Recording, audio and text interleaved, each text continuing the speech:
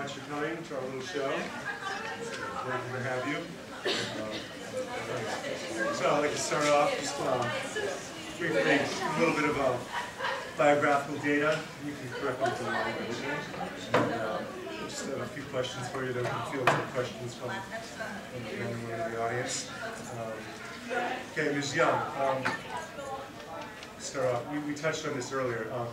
When I was doing my research for this interview, I noticed during one interview with David Letterman, you made a comment regarding Jurassic Park. It had just been released, and it was funny because David Letterman mispronounced Jurassic as Jurassic. He corrected it, and the audience had a good laugh. But along with that, you indicated that your sense of the contemporary films, the big blockbusters, the big special effects driven movies, they've kind of taken away from a lot of the human drama that was found in a lot of movies up to that point.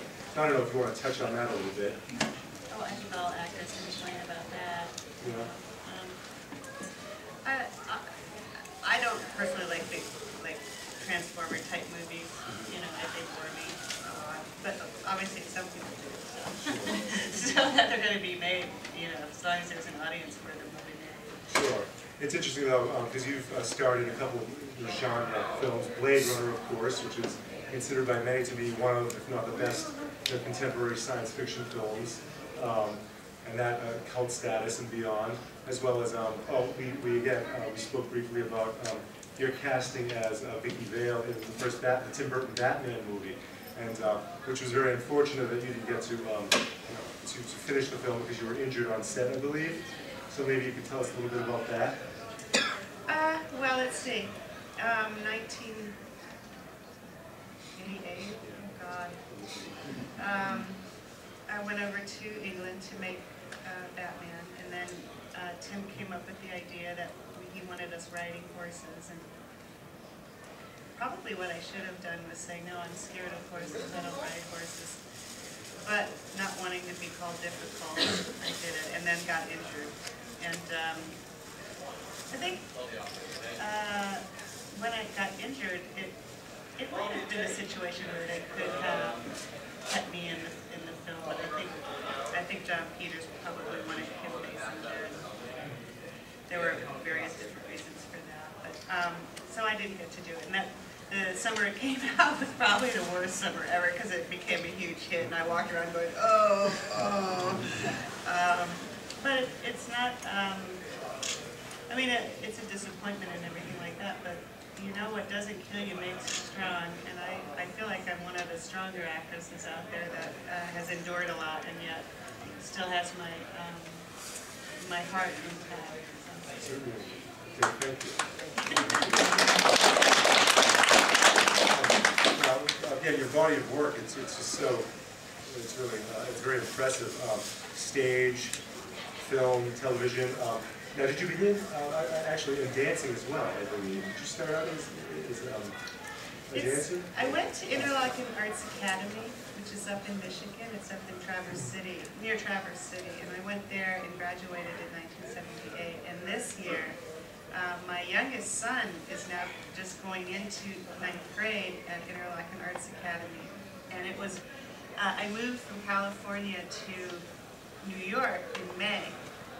And my two boys, who were 14 and 17, were not too happy about it. They were like, how could you do this to us? And the younger son, my younger son, I convinced him that he should at least try to be open to going to Interlochen Arts Academy. When I got there, I had to outsmart him to get him to go. And I said, you don't have to go if you don't want to. It's your choice, it's your choice. And yet, I made sure to have the audition right before the first day of school so that he would be able to just go right in and not have to come back home and come back, because I thought if I did that, then he would not go, and it was a big change for him. And then we finally made a deal. I mean, I know I'm talking about my son a little bit, but there's a reason. We made a deal that if he didn't like Interlochen, I couldn't get him October 1st, because I knew if he was there for 2 weeks, he'd want to stay. And so it was true. After 2 weeks, he did want to stay. And he said, how did you know? And I said, because I knew you needed to be challenged. I knew someplace where you would have to rise up to the level of all these kids. Instead of play down, you could play up, you know, and all these kids at school, they play instruments, they study dance, they're like, you know, they're like an unusual group of kids. So I studied dance at Interlochen, and graduated and came to New York City and knew that I didn't want to go to college. And just so I just started kind of working at dancing, but then switched from dancing to, well, switched from ballet and modern to tap dancing, and started working and acting, and got successful pretty quickly. At 18, 19, started working 20. At 20, I had Blade Runner and had already done that, and then I guess I did Stripes first, Blade Runner, Young Doctors in Love, and Dune, and then, you know, that it was just sort of like this snowball. And so I continued to dance just because it was something that I found, tap dancing, I found grounding. And I needed to be grounded because show business is ungrounding. It's got a kind of ungrounding effect on you, and you have to kind of, especially at an early age, I mean, a lot of the actors that come to me now for advice, I say that it's important to not lose your enthusiasm, but gain some ability in negotiating.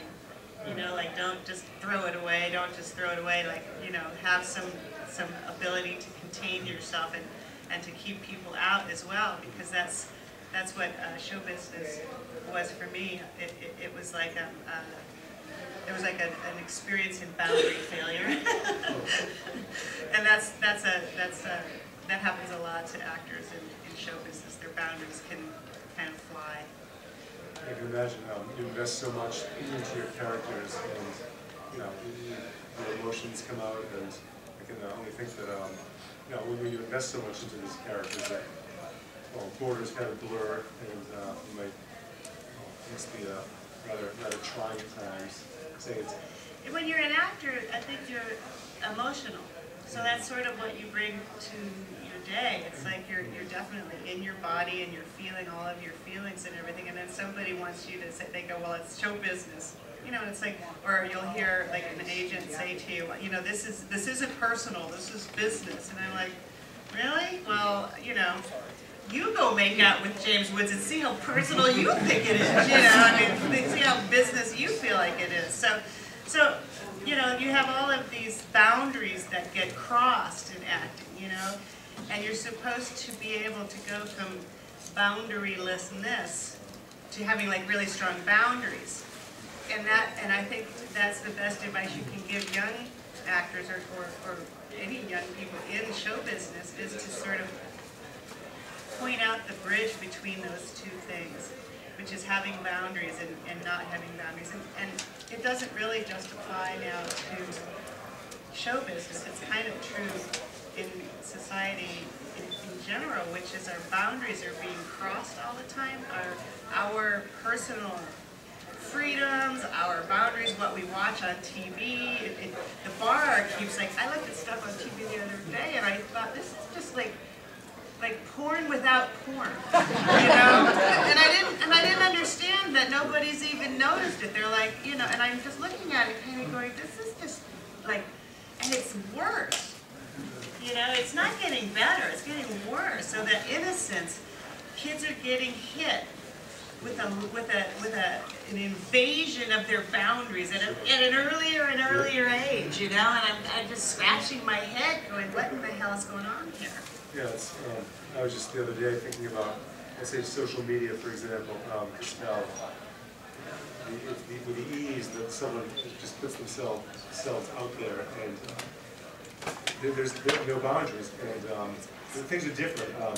I was thinking about, well, when I was a kid, in my youth,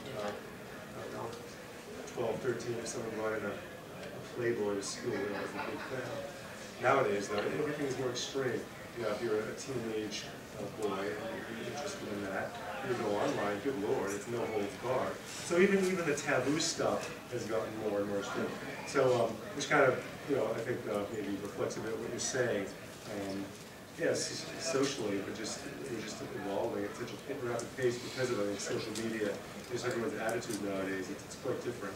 Do you find that in the industry though? That are there safeguards being put in place? Because there are a lot more younger actors out there and learning the trade. I think given all this secret networks and kids oriented things. We did a what do you call it, a panel. Tom Holtz went to Interlochen Arts Academy.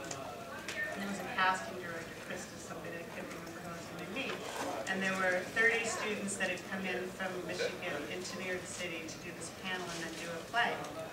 And I'm encouraged by younger people in general because the rate at which they can learn is greater than the rate at which us older people learn.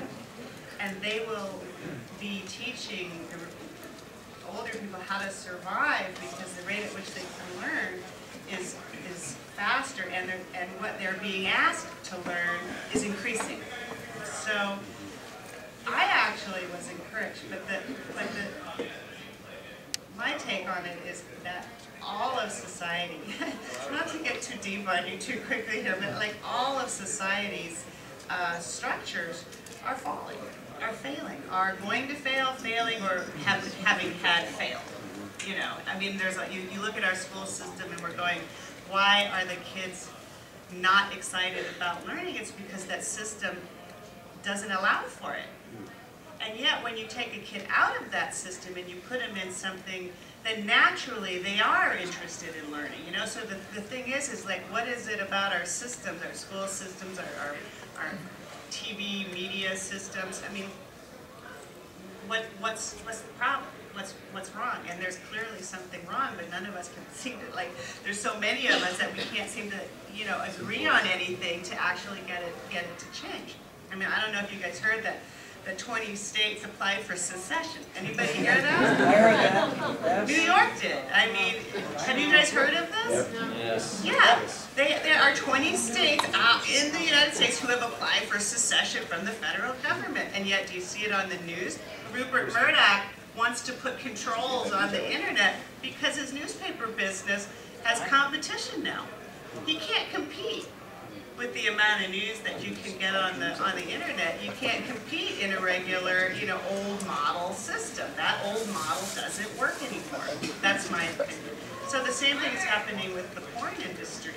It's like, there's no more porns being made in LA because you don't need them. You can go online and go find your porn anywhere you want, and it's awful, but it's changing, and the model in California has been changing. And so there's a few people at the top of that industry who tend to control that industry and decide what's being made, and then there's everybody else who's now making independent movies.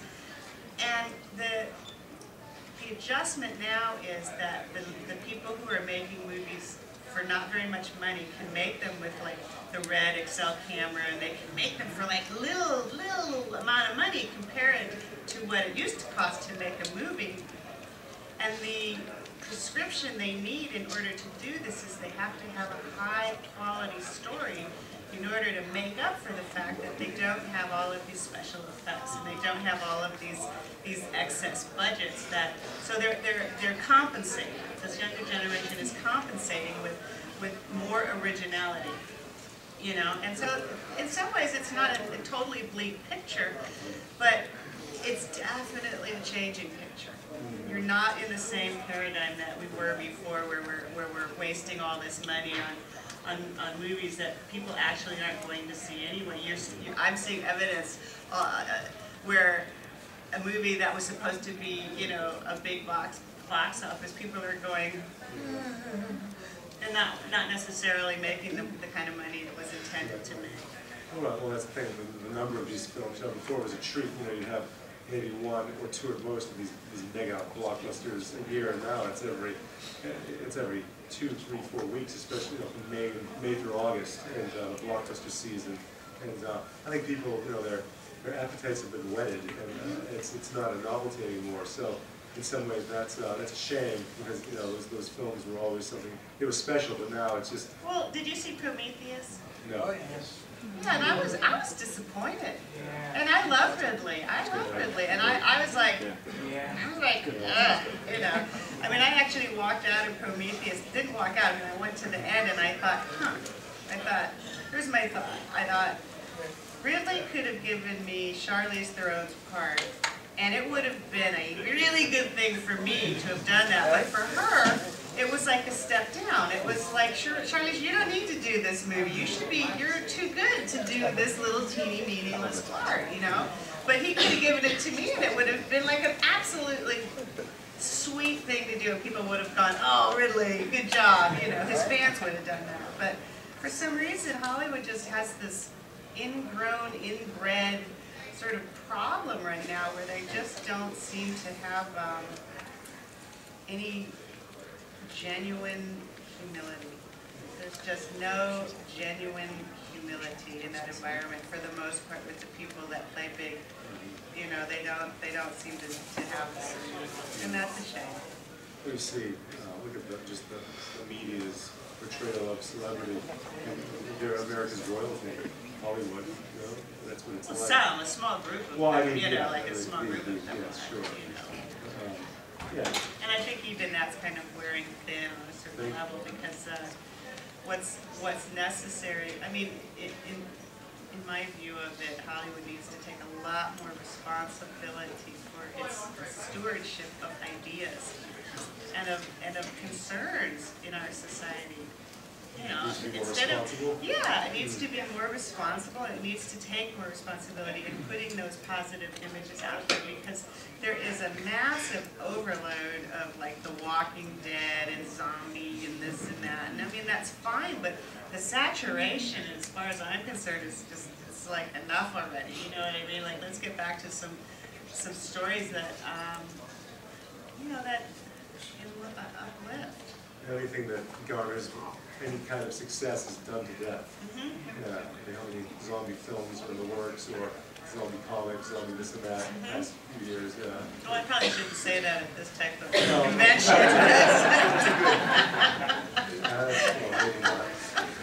Perhaps, I take it all back, I'm sorry.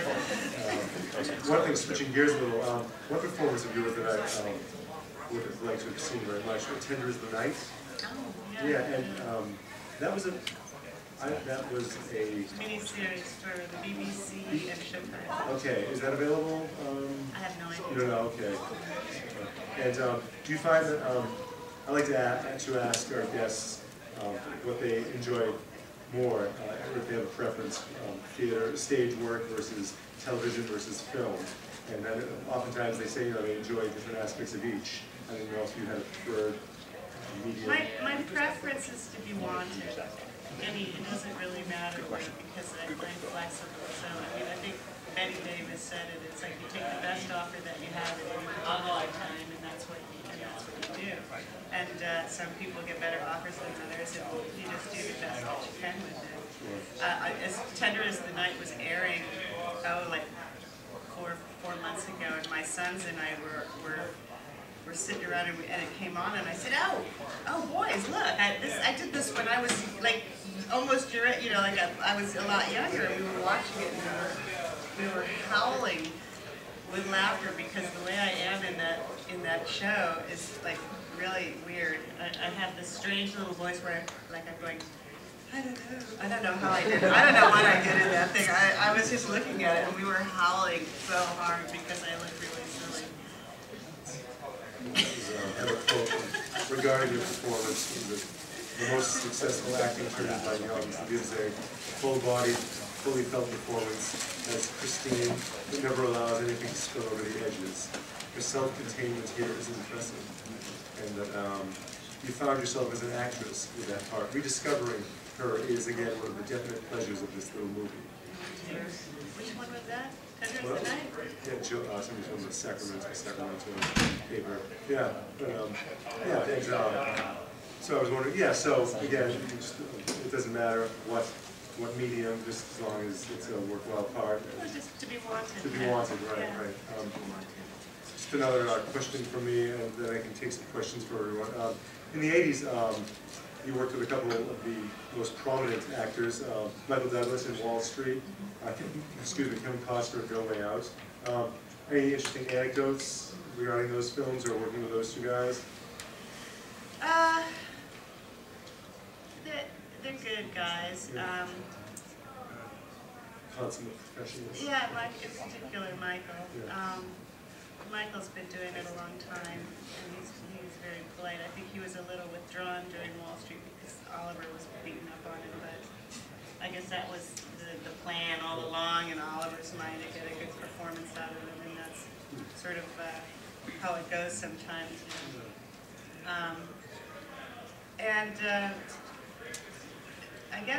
I guess I've learned enough over the years that if I can't say anything wonderful, I should just shut up. You know, because it's about where we gotta go.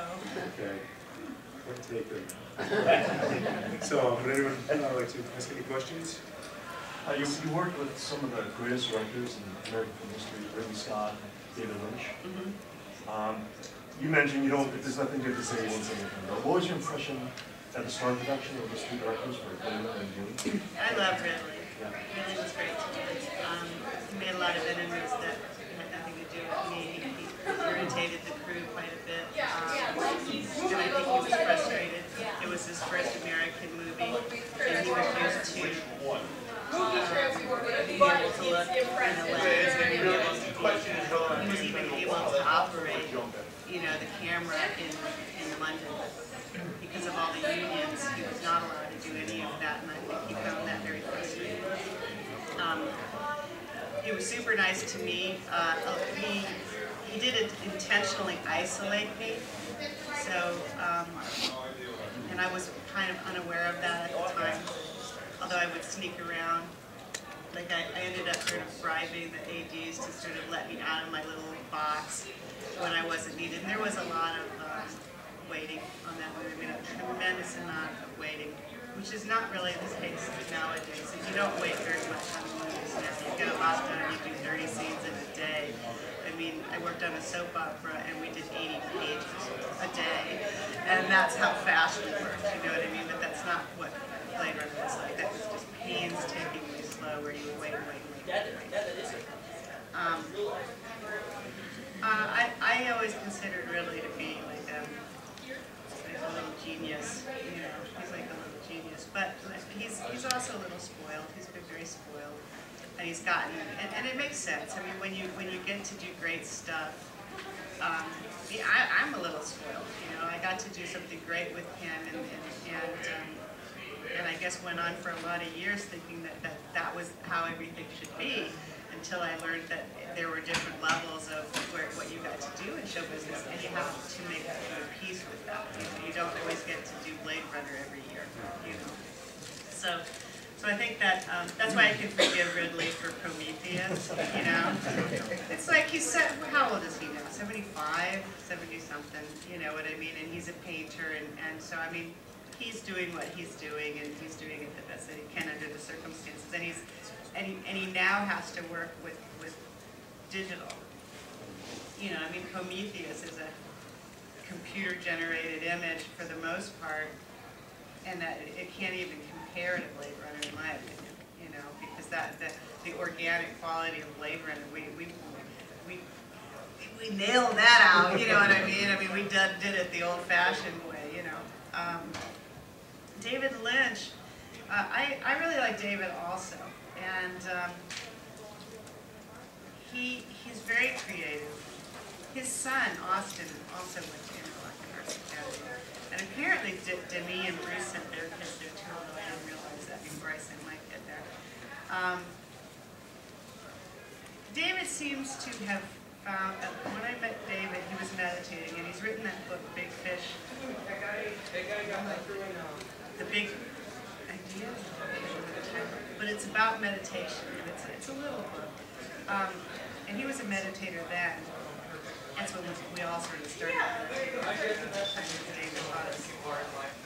But he seems to be a guy who didn't choose to hand over his soul. He's a guy that like could have compromised and didn't, you know, and as a result of not compromising, didn't get the kind of work that he deserved to get, and didn't you know, soar to, you know, the heights that he might have had compromised, and I think that's very much a big aspect or formula of the Hollywood ladder, you know, is that there is a lot of compromise involved in it, and you can take it or leave it, you know, and that will have a big impact on your ultimate height that you reach. You touched about with your son into the business. Do you encourage him to go fully into it, and the expectations of?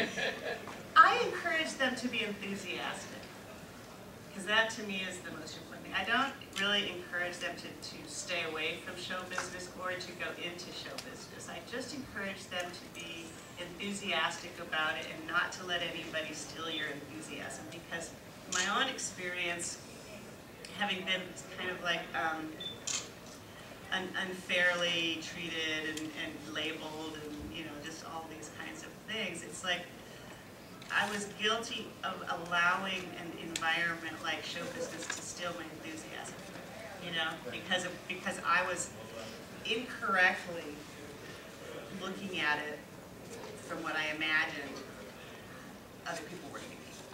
You know what I mean? Like leaving my body and then imagining it from someone else's point of view but my own.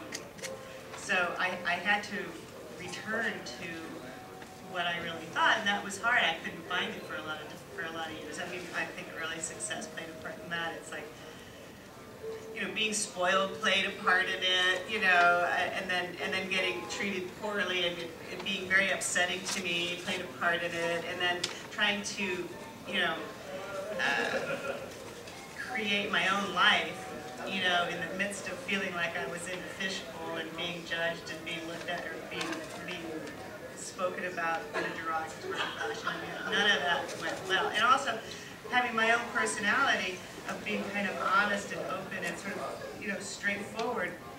That was in an environment like Hollywood, that's like, you know, run, here she comes, you know, it's like, you know, nobody really wants to hear anything like that. So then, you know, maturing a little bit and really not taking it on, not taking that particular battle on as my own, and really turning my focus inward.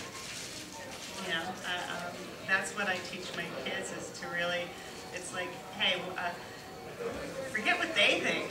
What do you think? You know what I mean? What do you think? I mean, and really try to figure that out, because especially with kids, they don't necessarily know what they think because they're looking at things from everyone else's point of view. Like you say, you have a good attitude about it. Just a very humorous segment where you went out clad in a captain suit and yelling to the passers-by. Yeah, that was at Dave's show. He's going to have me back in the series. It's fun. So, but it's important. I don't know that it had the impact it was intended to have. That real people find it funny. That's the thing. Yeah. Hollywood bloggers who live solely for picking apart celebrity actors and actresses might have a little more critical. The internet's weird because it's not just Hollywood. There are people who troll the internet who just spend their day putting out. It's so easy to put trash out there because you don't have to be accountable for it. You know, it's really a strange phenomenon. When I heard about it before I saw it, and I read someone, I don't recall, it was the only time I went to this site, and it was a Hollywood blogging site, and these guys were going on about what you did, and they were rather critical about it. And I watched it and I said, what are you talking about? This was funny. It was done with good intentions. It was great that you did it. And, well, here's what Michael Caine says, and he's quite a nice guy. He says, Sean, worry about it when they're not talking about you. Yeah. You know, and that's, you know, well, you know, it doesn't. It's like what I've been trying to say, which is what's your point of view? Am I looking at it from what somebody else is going to say, or am I looking at it from what I know what I was intending, and I know I've never tried to hurt anybody or anything ever. No matter what anyone says, I've never tried to hurt anybody. It's just period. And I can even add to it. I've bent over backwards trying to help people, and it doesn't do any good. So how do I feel about it? It's like I can't read the good reviews and I can't read the bad ones because they're the same thing. They're just in opposite ends of the spectrum, and none of it